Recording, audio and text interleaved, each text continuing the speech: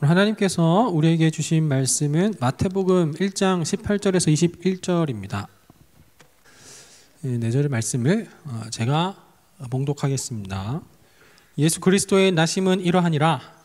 그의 어머니 마리아가 요셉과 약혼하고 동거하기 전에 성령으로 잉태된 것이 나타났더니 그의 남편 요셉은 의로운 사람이라 그를 드러내지 아니하고 가만히 끊고자 하여 이 일을 생각할 때 주의 사자가 현몽하여 이르되 다윗의 자손 요셉아 내 아내 마리아 데려오기를 무서워하지 말라. 그에게 잉태된 자는 성령으로 된 것이라. 아들을 낳으리니 이름을 예수라 하라. 이는 그가 자기 백성을 그들의 죄에서 구원할 자이심이라 하니라. 아멘. 우리는 모두 다 고민을 갖고 있지요. 무슨 고민이 있는지는 잘 모르겠지만 여기서 고민이 없는 사람은 없다고 생각을 합니다. 저한테 자주 있는 일은 아닌데 청년들과 함께 카페를 가게 되면 한 번씩은 좀 보게 되는 풍경이 있는데요. 들어가자마자 누구는 나는 아메리카노 하면서 이렇게 딱 정해가지고 자리에 앉는 반면에 또 어떤 청년은 그 메뉴판 앞에서 5분 동안 이렇게 묵상을 하고 있는 그런 청년도 있어요. 시간을 주는 만큼 아마 그 할애된 시간만큼 계속 그냥 메뉴를 뭐 먹을지 그 메뉴판을 하나씩 암기하는 것도 아닌데 계속해서 보고 있는, 그래서 답답한 나머지 뭐 먹을 거야? 물어보면은 하면서 이렇게 하다가 마지못해서 저는 이거요 라고 이렇게 하면서 이렇게 하는 그런 청년들도 보게 됩니다. 도대체 거기 메뉴판 앞에서 왜 그렇게 묵상을 하면서 그렇게 서 있는지를 제가 잘은 모르겠지만 그래도 저는 또 선천적으로 좀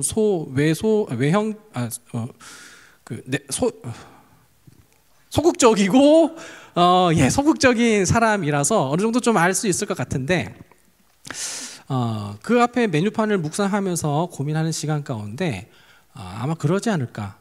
이 카페의 시그니처 메뉴는 뭘까? 라고 이렇게 생각하다가 근데 이 시그니처 메뉴를 먹었는데 그런데 맛 없으면 내 입맛에 맞지 않으면 어떡하지? 그러면 그냥 내가 아는 맛 먹어야겠다. 그러면 그래도 내가 아는 맛이라면 그래도 가장 무난한 게 아메리카노 아닐까라고 하면서 아메리카노를 보면서 가격표를 봅니다. 근데 지금 시간에 아메리카노를 먹으면 카페인이 내 몸에 들어가면 아마 오늘 밤에 늦게까지 잠을 못 잘 것 같은데 그러면 내일 스케줄에 아마 영향이 있을 것 같으니까 그러면은 아메리카노는 패스하고 그러면은 아메리카노 카페인 든 거 말고 과일 음료를 먹어야겠다. 과일 음료는 뭐가 있지? 딸기 주스, 바나나 주스, 키위 주스, 토마토 주스.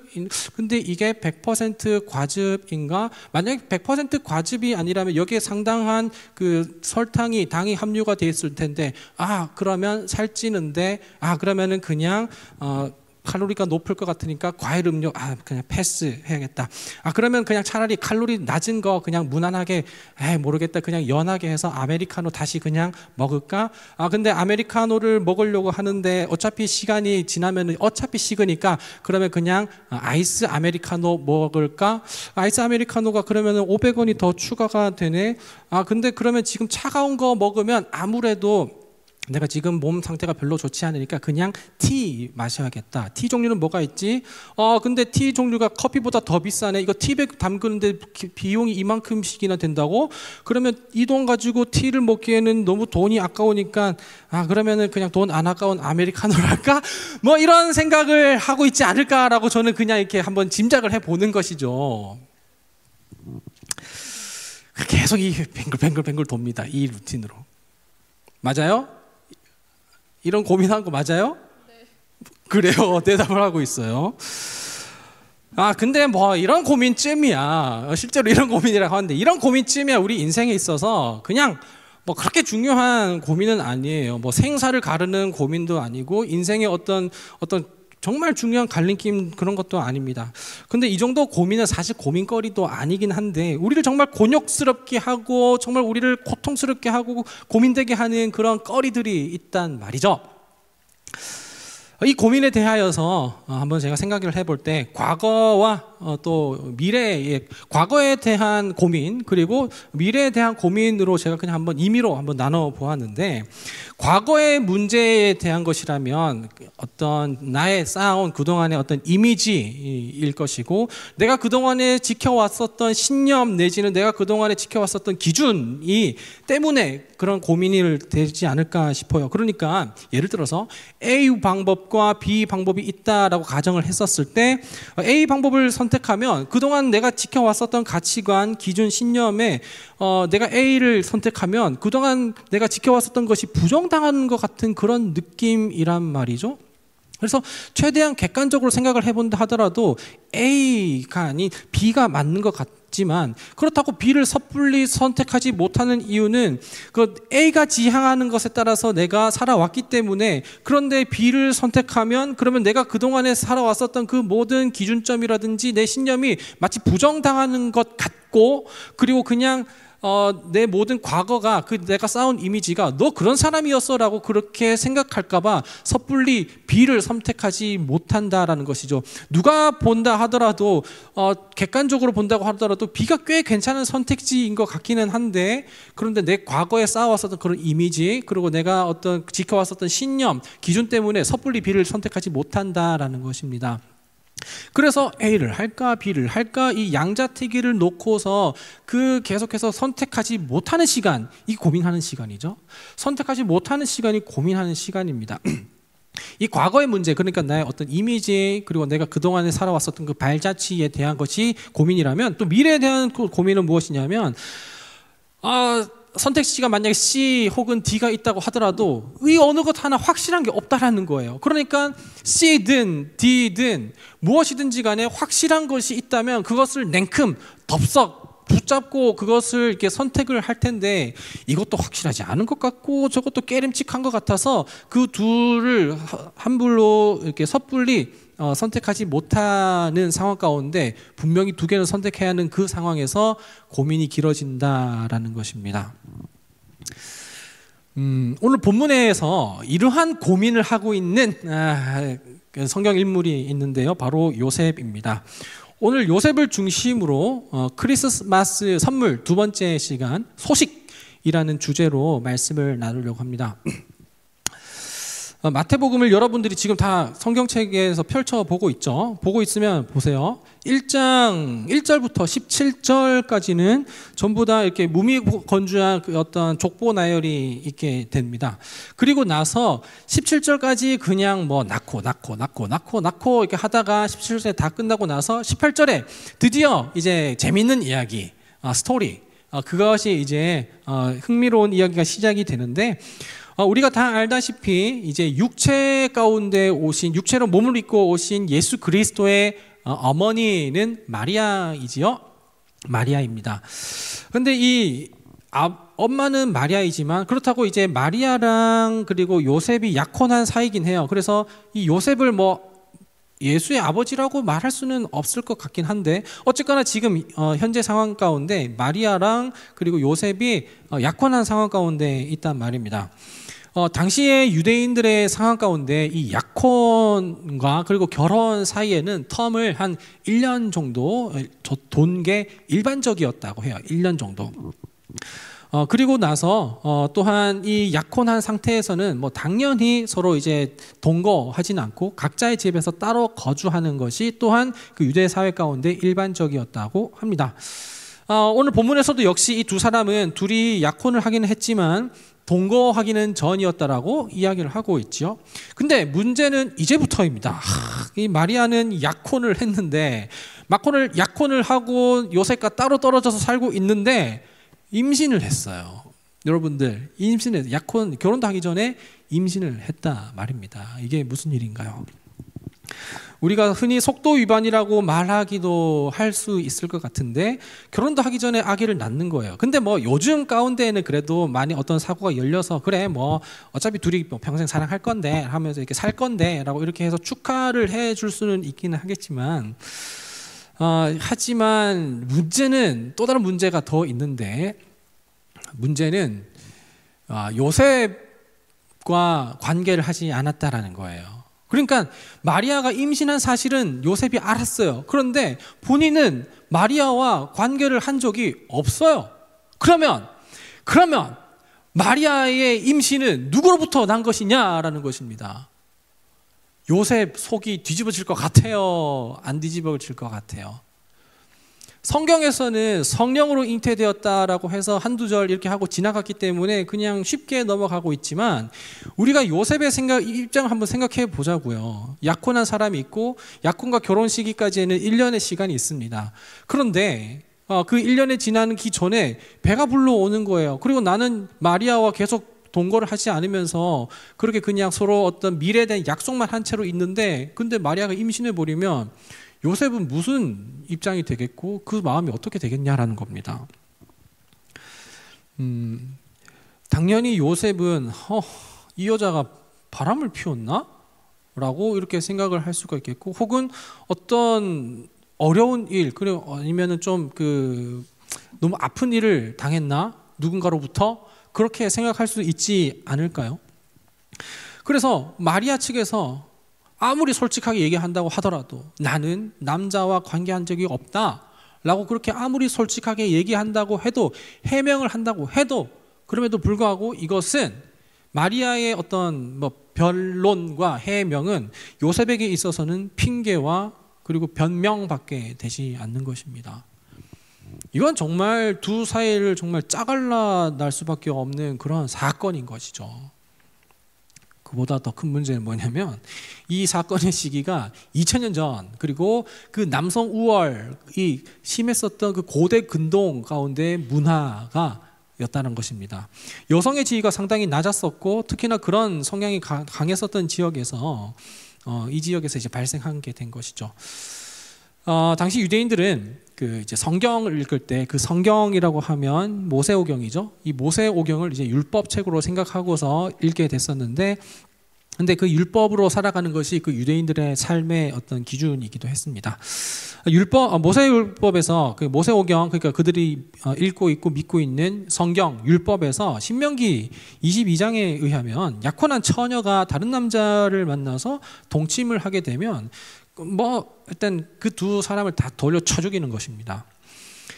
그러니까 모세 율법에 의해서 마리아와, 그리고 마리아와 함께 관계를 했었던 그 놈을 찾아내서 그 둘 다 돌로 쳐 죽여야 된다라는 것이 모세 율법이라는 거예요.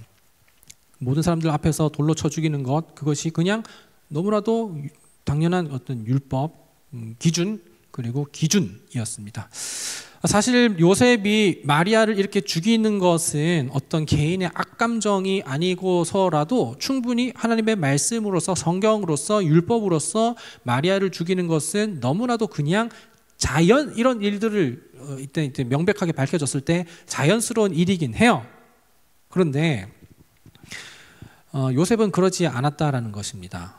본문 19절에 요셉의 심리에 대하여서 간단하게 언급을 하고 있는데, 요셉이 얼마나 혼란한 마음과 고민에 빠져 있을지는 오늘 우리가 본문을 읽어보면, 이 열린 사고방식이 있는 이 시대를 살아가는 2000년 이후에 우리가 읽어봐도 요셉의 마음이 진짜 문드러질 것 같다라는 것은 우리가 어렴풋이 짐작을 할 수 있을 것 같아요. 마태복음 1장 1절과 2절을 보면 이 족보는 분명히 아브라함의 족보입니다. 그러니까 아브라함의 족보라고 하는 것은 이제 유대인들이라는 것을 얘기를 하고 있고, 마지막에 이제 1장 16절쯤에 보면 요셉이 이제 나타나게 되는데, 그러니까 요셉은 좀 아브라함의 자손이었고, 그리고 또한 유대인이었다라는 것이죠. 그러니까 이 요셉은 이 율법 대로 이렇게 행해도 아무런 문제가 없는 것이 그 당시 사회 가운데 일반적인 모습이었다라는 것입니다. 그리고 이 율법을 지킴이 어쩌면 좀 당연하게 되는 것이기도 하죠. 그런데 19절에서 요셉이 어떤 사람인지 19절에서 소개하고 있는데, 요셉은 의로운 사람이라고 이렇게 이야기를 하고 있습니다. 여기서 의롭다라는 이 표현이 말하는 것은, 이 의로움은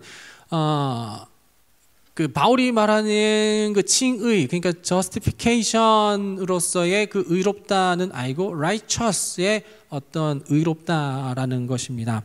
그래서 요셉은 이것을 드러낸다면 아무래도 마리아는 수치를 당하게 되겠고, 그리고 마리아는 많이 좀 이렇게 큰 위험과 그리고 뭐 죽음 가운데 내몰리게 되기 때문에 그냥 사람들 모르게 그냥 임신했으니까 우리 약혼했었던 거 없었던 걸로 하고 그냥 파혼하기로 가만히 끊고자 하여라고 이렇게 이야기를 한 것이죠. 본문의 상황에서 요셉 입장에 한번 제가 이렇게 생각을 한번 해봤습니다. 그랬더니 한 3가지 정도 선택지가 요셉 가운데는 있었던 것 같아요. 첫 번째는 무엇이냐면 마리아를 사랑하는 마음이 너무 엄청나서, 그래서 그것이 율법을 이겨서 마리아와 결혼을 강행하는 것입니다. 이렇게 하면 이 마리아가 품은 이 아기는 사실상 자기와 관계를 통하여서 얻게 된 아기는 아니지만 공식적으로는 그냥 내 아기예요 라고 이렇게 이야기를 하면서 사람들한테 내 아기예요 하면서 이렇게 얘기를 한다라는 것이겠죠. 그리고 뭐 근데 어쨌든 둘 다 결혼을 하기 전에 약혼 상황 가운데 어쨌든 이렇게 그 출산을 하는 것이기 때문에, 그리고 임신한 것이기 때문에 사람들한테 저는 결혼도 하기 전에 말이야 머리에 피도 안 마른 것들이 하면서 손가락질은 받을 것이고 율법으로 이렇게 또 지적도 받을 것이고 또한 정죄도 받게 될 것이에요. 뭐 태어난 아기도 계속해서 그 평생 그런 어떤 손가락질을 계속해서 받으며 될 거긴 하겠지만, 그냥 그 과거에 요셉이 의로운 자라라고 했었던 그 모든 과거를 전부 다 부정을 하고 그냥 유대 땅에서 이런 율법의 근거 없이, 율법의 어떤 기준 없이 살아갈 수 있는 그 유대 땅 너머에 유대 공동체를 넘어가서 그냥 우리 둘이 그냥 이방 땅에서 잘 먹고 잘 살자라고 하는 것이 요셉 가운데 첫 번째 선택지가 될 수는 있었겠다라는 생각이 들었다라는 것이고요. 두 번째는 무엇이냐면 요셉이 유대 공동체 내에서 마리아의 외도를 공식적으로 전부 다 발표한 후에 율법의 절차대로 전부 다 그냥 다 하는 것입니다. 그러면 둘 다 어쨌든 간에 어려움을 당하겠죠. 깔끔하게 법대로 합니다. 둘 다 치명적인 어떤 리스크가 있긴 하겠지만, 그럼에도 불구하고 요셉은 사실상 관계를 하지 않았고 관계를 한 것은 마리아인 것으로 드러났기 때문에, 그렇기 때문에 마리아만 깔끔하게 그냥 죽으면 그러면 자기는 또 다른 여자와 그 새로운 삶을 살아낼 수 있는 것에 율법의 근거에서는 전혀 문제가 없다라는 거예요. 그러나 요셉은 두 번째 선택지도 하지 않았습니다. 율법 통해서 절대로 하지 않았다는 것이죠. 세 번째 방법이 이제 오늘 방법인데, 그냥 조용히 비공식적으로 파혼하는 것입니다. 이것이야말로 모세의 율법을 이렇게 좀 편법으로 이렇게 좀 피하는 것이기도 하면서도 그나마 마리아도 지키고 나도 지키고예요. 마리아의 생명도 위험하지 않게 하고, 그리고 나도 그냥 어떤 내 그동안에 왔었던 그 길, 조금 어느 정도 좀 리스크가 있긴 하지만 약혼을 파혼하는 것으로 이렇게 요셉이 이렇게 선택을 했다 말입니다. 단 이렇게 이제 요셉이 세 번째 선택지를 하게 된다면, 그냥 마리아와 이제 끊게 된다면, 그러면은 이제 평생 요셉은 또 이렇게 고통스럽게 또 살아가게 되긴 하겠죠. 20절을 시작하면서 나오는 단어 중에서 이 일을 생각할 때라고 하는 단어가 있습니다. 문장이 있는데, 이 일을 생각할 때라고, 이 생각이라는 말을 원어의 표현으로 보게 되면 이것은 그냥 단순히 그냥 생각 정도가 아니라 굉장히 심히 고민하고 심사숙고하고 그리고 정말 깊게 한번 살펴보는 것, 그것을 의미하는 생각입니다. 아마 요셉의 인생에 있어서 최대 근심거리가 바로 오늘 본문의 이야기일 것이고 사건입니다. 그럴 때에 그런 생각할 때, 그래 마리아랑은 그냥 파혼해서 가만히 끊고 마리아도 존중해주고 그리고 나도 그냥 내 길을 살아야겠다라고 이렇게 하고 있는 그 생각 중에 헬라어로는 그러니까 이제 개역개정에서는 이제 주의 사자, 그리고 세번역에서는 천사, 헬라어에서는 앙겔로스, 그리고 영어 성경에서는 엔젤이라고 하는 천사가 요셉 가운데 나타나서 꿈에 현몽하여 얘기를 하는 것이죠. 그러면서 말하기를 요셉아라고 얘기를 하기는 하는데 무슨 요셉이냐면 다윗의 자손 요셉아라고 합니다.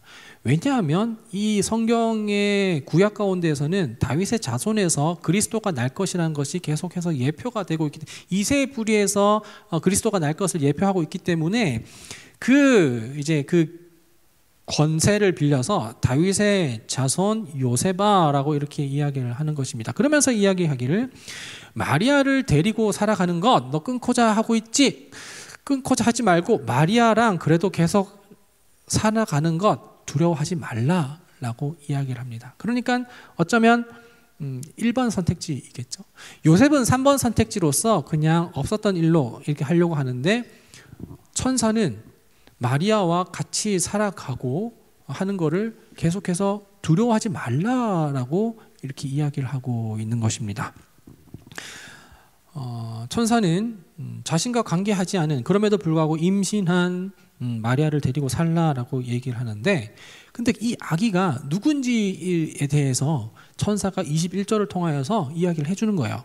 그 아기는 누구냐면 이 아기는 자기 백성들을 그 죄에서 구원하실 자, 그 아기는 그 백성들을 죄에서 구원하실 분이시기 때문에 그렇기 때문에 성령으로 잉태된 분이시기 때문에 이 마리아와 끊고자 하는 것을 두려워하지 말고 계속해서 약혼 이후에 결혼까지 하라라고 얘기를 한 것입니다. 이제 이 앞에서 계속 이야기했었던 모세오경 두 글자로 율법이라고 줄여서 얘기할게요. 이 율법과 그리고 이제 이 소식에 대하여서 이 두 가지 단어를 가지고서 대조하여서 이야기를 나눠보려고 합니다. 율법, 이 모세오경이라고 할 때 요셉이 이 율법에 대하여서는 이 앞에 둘 때 율법은 이렇게 해라 저렇게 해라 우리가 의롭게 되기 위해서 뭘 해라 뭘 하지 말아야 하는 것을 율법은 이야기를 해주고 있지만 그러나 앞으로 일어날 일들에 대해서 무엇을 지향하라라고 그렇게 이야기를 하고 있지만 요셉은 마리아 임신 사건 앞에서 유대인으로서 불보듯 뻔한 그것의 앞에 그 율법의 그 어떤 근거에 따라서 많은 고민과 갈등을 하고 거기에 따른 어떤 행동을 한 것이죠. 요셉이 유대인으로서 정체성과 공동체의 어떤 소속을 지켜내기 위해서라면 율법의 기준대로 행해야 했었는데 그런데 율법을 지킴이 나름대로 유대인과 요셉에 있어서는 구원이었을 텐데 그런데 요셉은 그 율법 가운데 자기가 어떻게 해야 되는지를 굉장히 고통스러워하고 고민하고 있었는데 요셉은 율법의 기준과 인간적인 감정의 대립, 율법의 기준과 인간의 감정적인 대립으로 인하여서 곤욕스러운 고통스러운 고민과 생각에 빠지게 됐을 때 결국 율법은 우리가 앞에서 뭘 해야 하는지를 강조하고 있어요. 율법은 너는 뭘 해라, 뭘 하지 마라. 그래서 그것에 이끌려서 행동으로 나오는 것이 우리가 율법으로 살아가는 것이죠. 그리고 율법으로 살아가는 것이 바로 우리에게 상당한 스트레스입니다. 그러니까 하나님의 말씀대로 살아가기가 너무 어려워요 라고 하는 것이 바로 우리가 율법으로 살아가고 있기 때문에 그렇다라는 것이고 그것이 우리 삶을 굉장히 제한하는 것 같고 자유를 빼앗는 것 같단 말이죠. 하지만 천사가 말한 것은 율법을 말한 것이 아니라 천사가 말한 것은 뉴스입니다. 천사가 말하는 것은 소식이라는 것이죠. 이 소식은 이제 너가 뭘 해라라고 하는 그 소식이 아니라 이미 벌어진 일 그리고 이미 진행되고 있는 일을 그냥 통보한 거예요. 그러니까 요셉은 그 소식을 들었어요. 이 모든 하나님의 섭리하심과 계획하심과 그의 다스리심을 위해서 내가 뭘 해야 하는구나가 아니라 이미 그렇게 구원의 역사가 이루어지고 있다라는 것을 들었단 말입니다. 율법은 뭐라고 말하냐면 이제 모든 것이 요셉의 행동하기에 따라 달려있다라고 너의 그 어떤 행동에 따라서 과거와 미래가 달려있다라고 율법은 그렇게 말하고 있지만 소식은 이미 역사하고 계시는 그분의 행하심과 그리고 통치하심과 다스리심 앞에서 그냥 잠잠하라라고 이야기를 하고 있는 것이 바로 소식인 것입니다. 그리고 그 과거와 그 미래는 전부 다 너가 잃어버릴 게 아니라 너의 것이다 라고 이야기를 하고 있는 것이 바로 소식인 것이죠. 그러니까 율법대로 했으니 요셉은 마리아와 끊어지게 될 것이고 과거와 미래를 전부 다 잃어버리게 되는 것이 율법을 지킴, 율법에 의하여서 자유를 빼앗김이지만 이 소식 앞에 서니 천사는 마리아를 데리고 사는 것을 두려워하지 말라라고 하면서 요셉은 과거도 잃어버리지 않고 그리고 마리아와 함께할 미래도 잃어버리지 않게 되었다라는 것이죠. 성경은 특히나 복음서에서는 말하고 있는 것이 무엇이냐면 우리가 뭘 해야 하는지에 대하여서 적혀 있는 것이 성경이 아니라 복음서가 아니라 성경은 하나님께서 우리를 위하여서 우리를 사랑하셔서 뭘 하셨는지에 대하여서 적혀 있는 것이 바로 성경이고 특히나 복음서라는 것이죠. 그러나 우리는 우리가 뭘 해야 하는지에 대해서만 궁금해하면서 이걸 하면은 내가 잘 살 수 있으려나, 이것을 하면 내가 모든 일이 잘 풀릴 수 있으려나 하면서 이걸 해야 하나 말아야 하나 하면서 거기에 대한 율법에 대한 스트레스를 받고 있고 그것이 고민으로 계속 이어지게 되겠지만 소식으로 성경을 받아들인다면 성경은 하나님께서 우리를 사랑하셔서 우리를 위하여서 이루시는 그 구원의 역사에 대해서 말하고 있고 그 소식을 들음으로 인하여서 우리는 잠잠케 되고 그 과거와 그 미래를 주 안에서 모두 다 얻게 된다라는 것이죠. 구원을 얻기 위하여서 우리는 무엇을 해야 하는지 성경에서 볼 것이 아니라 우리에게 이미 주어진 그 구원에 대한 그 깨달음을 얻기 위하여서 보는 것이 또한 성경이라는 것입니다.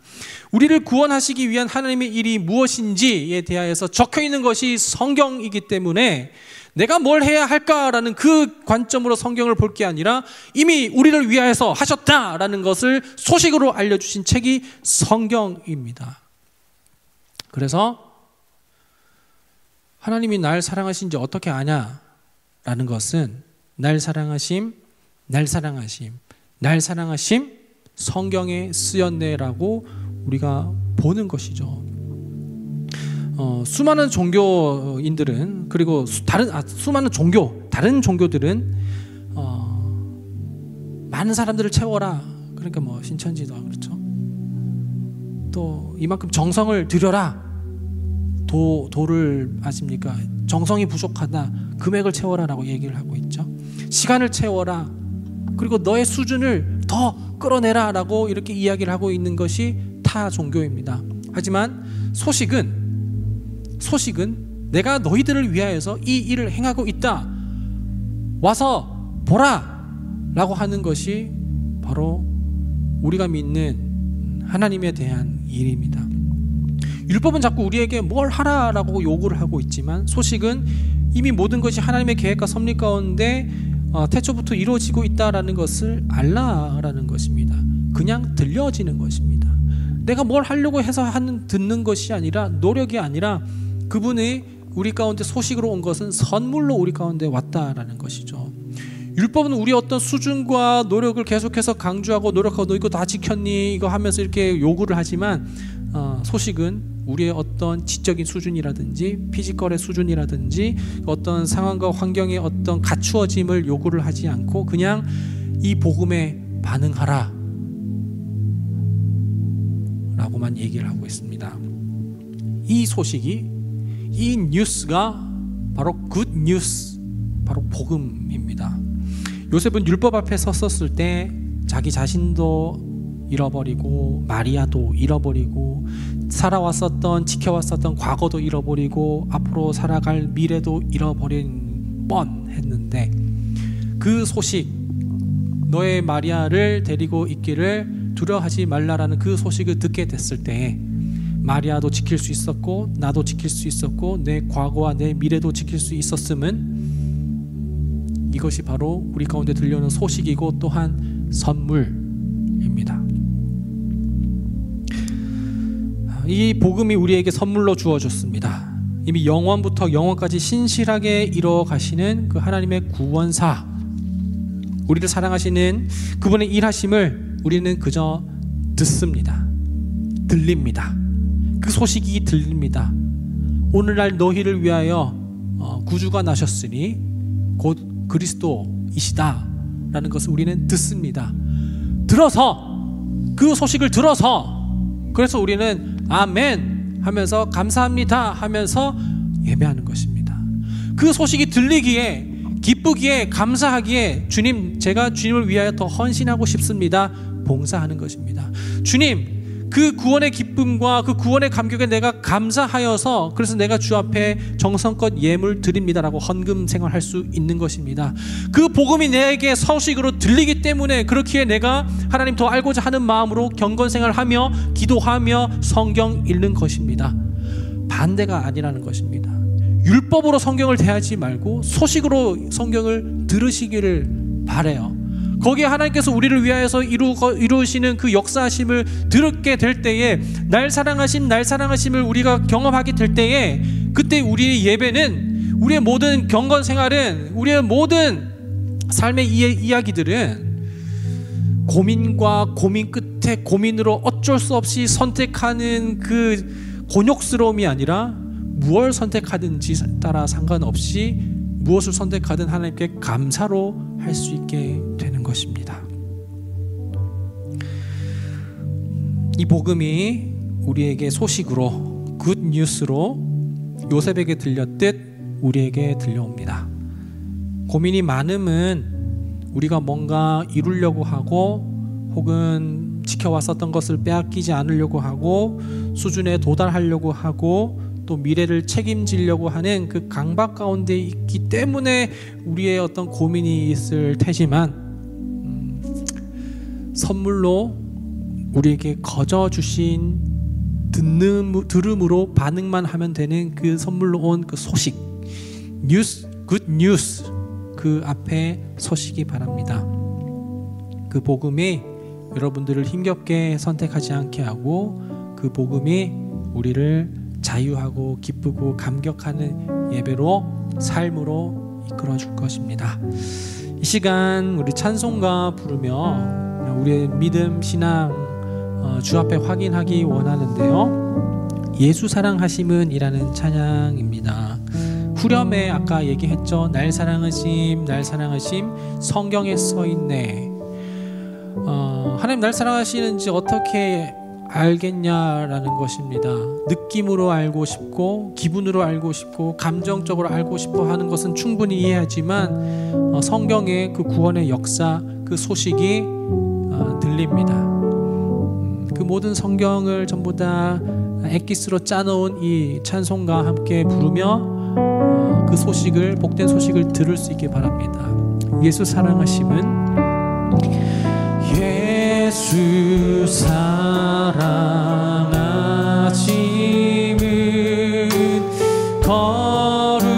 거룩하신 말일세.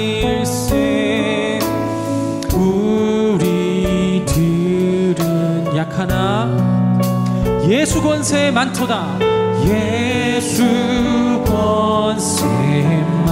우리 1절 다시 한번 할게요. 예수 사랑, 예수 사랑하심은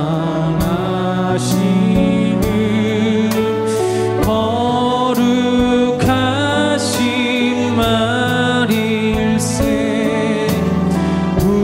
우리들은 그런 수준이지만 우리 예수 권세 많습니다. 예수 권세 많다. 날 사랑, 날 사랑하심,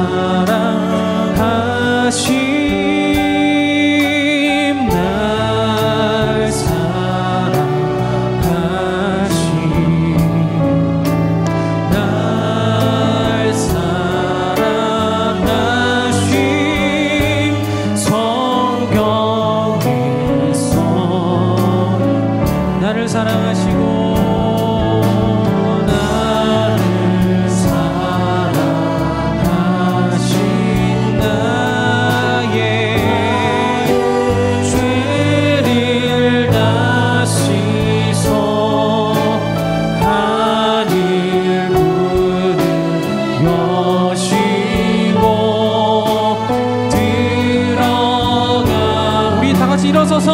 우리 3절 찬양합니다. 내가 연약할수록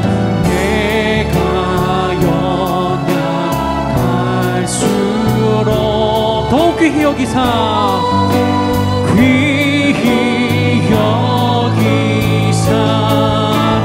높임 보좌 위에서. 다시 한번 3절 내가 연약할수록 그럴수록 더욱 귀히 여기사 내가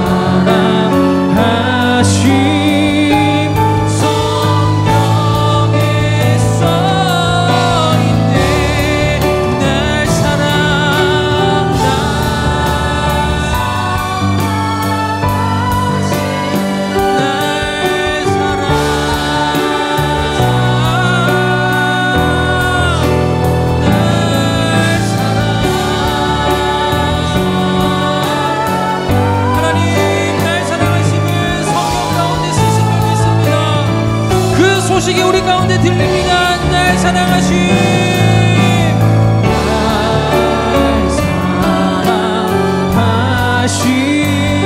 날 사랑하심,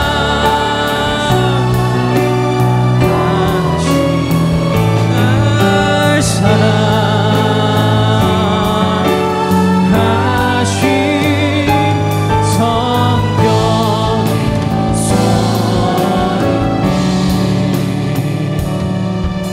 두 손 모으고 우리 눈을 감고 기도하며 나아가십시다. 예수께서 탄생하셨네가 과연 우리랑 무슨 상관인지, 그냥 연말 느낌 때문에 그냥 기분 좋은 것인지, 왜 그것을 선물로 받아야 하는지 의문이었었던 우리 삶 가운데 오늘 요셉의 고민과 그 고민의 싸움을 통하여서 율법으로 행했었던 그 곤욕스러운 그 생각과 고민 가운데 빠졌었던 그 요셉 가운데 그저 소식으로 선물로 온 그 뉴스, 그 뉴스가 요셉을 살게 하고 요셉뿐만 아니라 예수 그리스도로 인하여 온 인류가 구원 얻음을 오늘 보게 됩니다. 예수의 탄생, 성육신, 이 땅 가운데 오심은 우리의 어떤 노력으로 아닌, 율법을 행함으로가 아닌 선물로 오심을 우리가 기억하며 이 성탄 대림절을 보낼 때 하나님, 그 소식이 내 귀에 들려오니 주 음성 외에는 더 기쁨 없습니다. 그런 고백으로 함께 기도하며 나아가면 좋겠습니다. 함께 우리 기도할게요. 기도합니다.